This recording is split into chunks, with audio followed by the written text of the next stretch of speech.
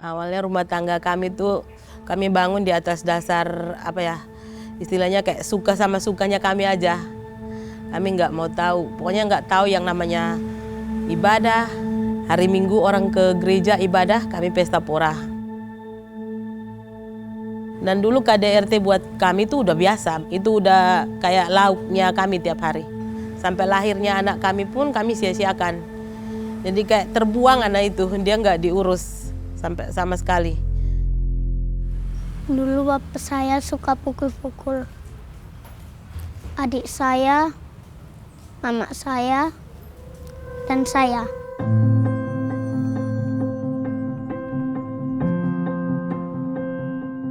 Seiring waktu berjalan, Charlie ikut sama tetangga, ikut ke gereja. Ikut ke gereja, dia ngajak kita nggak mau ikut. Kita maunya minum-minum aja.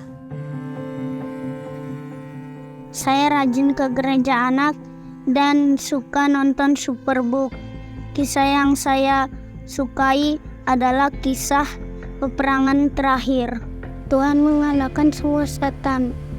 Saya ingin Tuhan mengalahkan setan yang di dalam tubuh orang tua saya, supaya mereka setiap hari ke gereja. Terus dia ikut gereja anak, pulang sampai rumah, dia langsung bilang, "Mama, Bapak, kakak ini punya orang tua nggak? Kok di gereja anak semua orang tuanya hadir, kok kakak orang tuanya nggak ada? Kalian di mana sih? Punya hati nggak?" Dia ngomong gitu, terus saya kayak tersentuh. Itu pas hari Jumat, besoknya hari Sabtu, dia bilang, "Mama, siap nggak besok ikut saya ke gereja?" Saya ngomong ke bapaknya nggak terima. Malam itu kami berantem. Saya dipukul sampai habis-habisan. Udah gitu jam 2 malam saking stresnya saya coba bunuh diri. Saya ambil tali, saya ikat, saya gantung diri. Terus sadar dia, si Charlie yang sadar. "Bapak, mama udah gantung diri," gitu katanya, teriak. Bapaknya loncat dari kasur, ambil parang potong talinya, jatuh. Terus besoknya saya ikut ke gereja, Pak Gembala yang pimpin, dan khotbahnya itu menyentuh sekali, pas dengan apa yang saya alami. Saya merasa menyesal dan malu juga terhadap Tuhan, malu juga kepada anak saya. Kenapa anak sekecil ini bisa menyadarkan saya, sedangkan saya orang tua kok tidak tahu diri. Malamnya itu saya kayak gimana ya, terus dia ikut gereja anak Jumatnya ya malam Minggu. Terus dia ngomong sampai nangis, "Bapak coba nanti Minggu ikut ya Pak." Saya mau, karena saya lihat dari anak saya Charlie itu, kok rajin dia ke gereja. Coba saya diam-diam siapin pakaian, pagi tinggal berangkat aja, habis mandi siap berangkat aja ke gereja gitu. Itu mereka senang, terkejut mereka. "Kok Bapak mau ke gereja, kirain mau kemana?" gitu.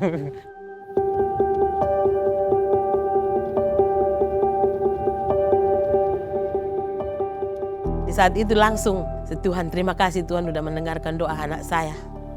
Dan setelah itu kami ke gereja, sampai di gereja si Charlie dengan bangganya, "Aku punya mama, aku punya bapak yang diberkati Tuhan."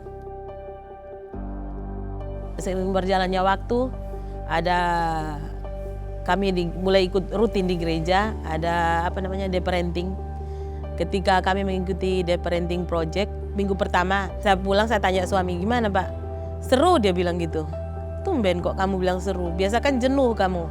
Terus minggu kedua dia ngajak duluan. Terus pas minggu ke-6 kayaknya, minggu ke-6 belajar tentang keluarga, dia mulai bilang gini, "Berarti salah ya kita membangun rumah tangga selama ini. Selama belasan tahun salah kita." Tapi akhir-akhir ini saya lihat menyesal. Orang tua macam apa saya? Orang tua macam apa? Ibu macam apa saya, kok anak saya buang-buang kayak dulu. Jadi sekarang saya lebih fokuskan waktu ke dia, karena kasih sayangnya dia dulu terbuang.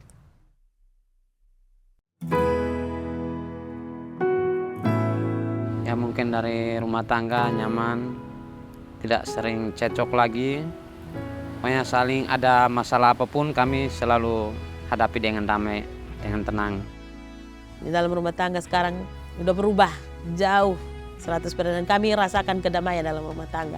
Jadi mulai itu dia mulai ngajak anak ke jalan, pokoknya jalan-jalan, mau antar jemput anak juga. Dulu-dulu disuruh antar anak sekolah nggak mau, suruh ngantar Charlie nggak mau juga.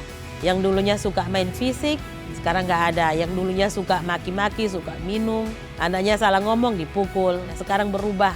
Semoga dengan bertobatnya kami, jangan hanya sesaat, tapi untuk seterusnya. Dan kami tidak mau kembali lagi ke yang dulu-dulu. Karena hidup bersama Tuhan terlalu nikmat.